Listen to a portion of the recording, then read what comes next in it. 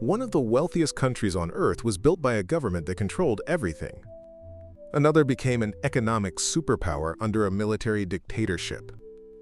And right now, America is quietly shifting toward their exact playbook.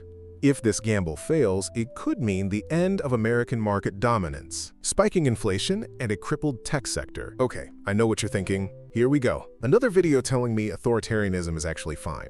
No, stay with me. This is not a defense of authoritarianism. It is a story about a reality that economists often leave out. Singapore, South Korea. Two tiny countries, zero natural resources, extreme poverty just 60 years ago. Today?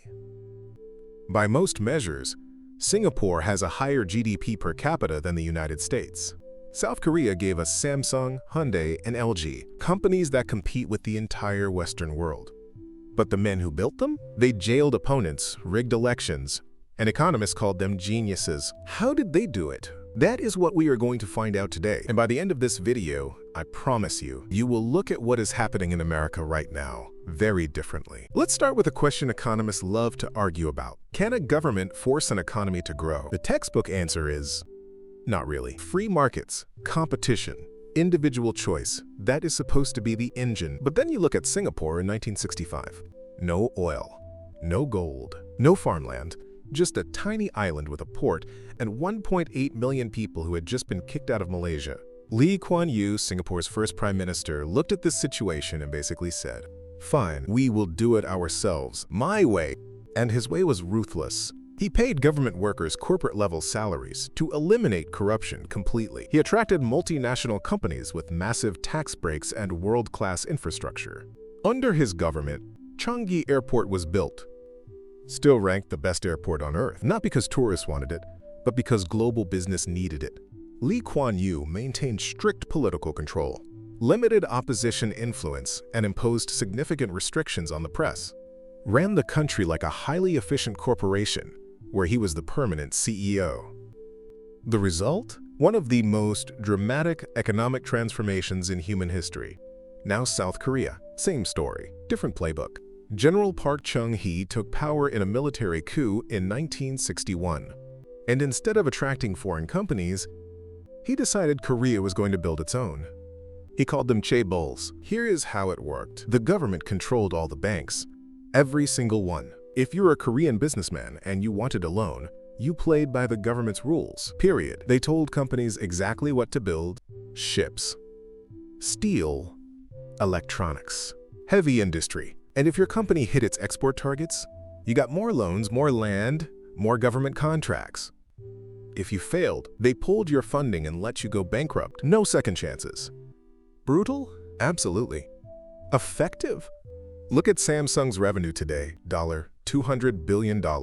So the question isn't whether this worked, it clearly did. The real question is, why did it work? And can you copy it? Hook. Here is something nobody tells you about the Singapore and Korea miracle. It came with an expiration date. Economists call this the catch-up versus innovation boundary. Think of it like this. Imagine you're trying to get fit. At the beginning, everything works. You go to the gym 3 times a week, you stop eating junk food. Boom, you lose 20 pounds. Progress is fast and obvious. But then it slows down, and eventually basic discipline isn't enough anymore. You need a specialized trainer, specific diet plan, a completely different approach. Economies work the same way. In the catch-up phase, a government can force growth by copying existing technology, building infrastructure, mobilizing cheap labor, and protecting domestic industries. That is exactly what Singapore and Korea did. But once you reach an advanced economy and you have caught up, growth requires something completely different. It requires innovation, new ideas, new industries, technologies that don't exist yet. And here is the problem. Governments can fund innovation, but they struggle to centrally plan where the next breakthrough will come from. Innovation thrives on the free exchange of ideas. It thrives when anyone, a college dropout, a small startup, someone in a garage, can challenge an established corporation and win. Those stories, they don't happen in tightly controlled economies. Samsung became a global industrial giant because government policy aggressively supported and directed them. Apple emerged from a system that allowed entrepreneurs and startups to challenge incumbents. while benefiting from decades of government-funded research. Both models produced giants, but only one of them can keep producing new giants in new industries decade after decade. And there is another problem with the authoritarian growth model, one that Korea is still paying for today. The chaebols became so powerful, so deeply embedded in the Korean economy, that they now basically run the country politically. Samsung's influence on the Korean economy is so large that its broader group activity is estimated at around 13% of national output. Try competing with that as a startup. Try getting a loan. Try getting shelf space. Try hiring engineers who aren't already locked into a chaebol contract. Korea survived and thrived, but it built walls inside its own economy, walls that are now suffocating the next generation of growth. So if Singapore and Korea pulled this off, why hasn't every developing country just done the same thing? Because dozens of countries tried, and most of them ended up in catastrophic poverty. Mobutu's Zaire, Mugabe's Zimbabwe, modern Venezuela, all authoritarian. All had strongmen who claimed they were guiding their nation to prosperity.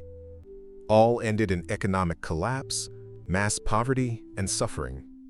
So what is the difference? Why did Singapore and Korea work when everybody else failed? 3 things.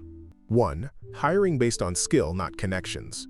Lee Kuan Yew didn't hand government jobs to his friends and family. He built a civil service based entirely on competence, paid them properly, and punished corruption brutally. Most authoritarian governments do the exact opposite. They reward loyalty, not ability. 2. Discipline over favoritism. Korea's government didn't just hand chaebols money and walk away. They tied every single privilege to performance, export targets, revenue goals. If you failed, you were cut off. Even if you were politically connected, that accountability is incredibly rare in authoritarian systems. 3.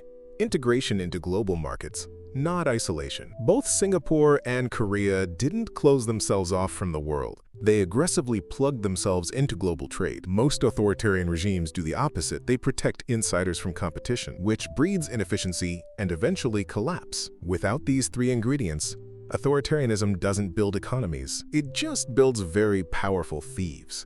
Now, there is an obvious elephant in the room: China. China is the obvious challenge to this theory.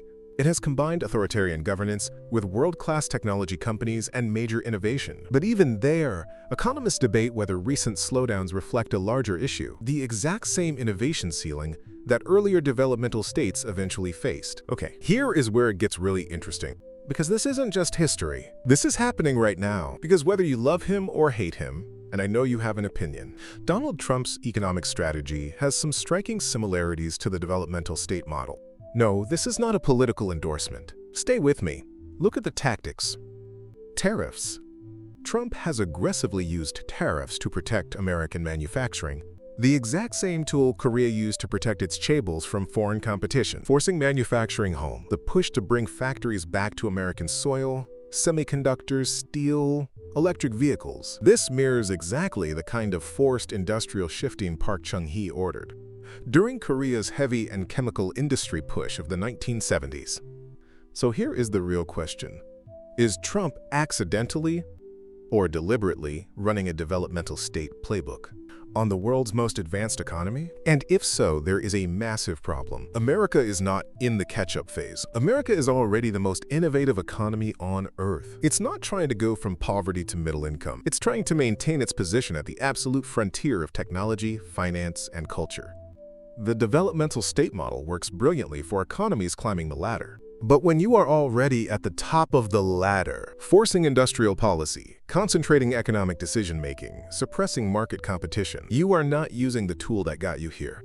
You're potentially dismantling it. The institutions that built American innovation, open markets, venture capital, university research, immigration of global talent, a Federal Reserve independent from political pressure. Those are exactly the things that don't exist in authoritarian developmental states. And those are exactly the things currently under pressure. Is the strategy bold? Yes. Could some of it work for specific industries? Maybe, but applying a catch-up economy playbook to a frontier economy is a massive gamble. And history gives us very little reason to feel confident about the outcome. Let's be fair and put it all on the table. The case for state-directed economics. It can move fast.